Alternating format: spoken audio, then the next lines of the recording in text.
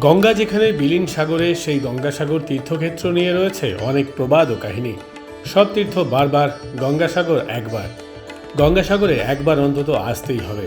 সেই ইচ্ছে পূরণ করতে প্রতি বছর লক্ষ লক্ষ মানুষ মকর সংক্রান্তির প্রাক্কালে উপস্থিত হন এই সাগর পারে।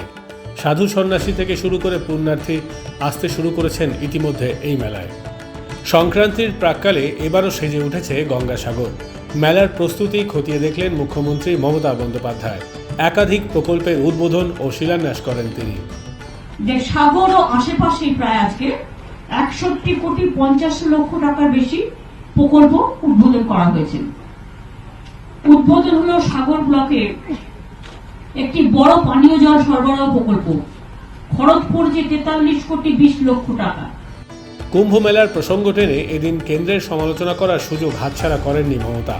কুম্ভ মেলায় আর্থিক সাহায্য করলেও গঙ্গাসাগরের ক্ষেত্রে কেন্দ্রের সাহায্য আসে না, সেই বিষয় জানাতে গিয়ে মমতার গলায় এদিন ক্ষোভের লেশ পাওয়া যায়। প্রতি বছর বাস লঞ্চ পেরিয়ে গঙ্গাসাগরে আসতে হয় পুণ্যার্থীদের, তা যথেষ্ট ঝক্কিপূর্ণ। সেই গেরো কাটেনি এবারও।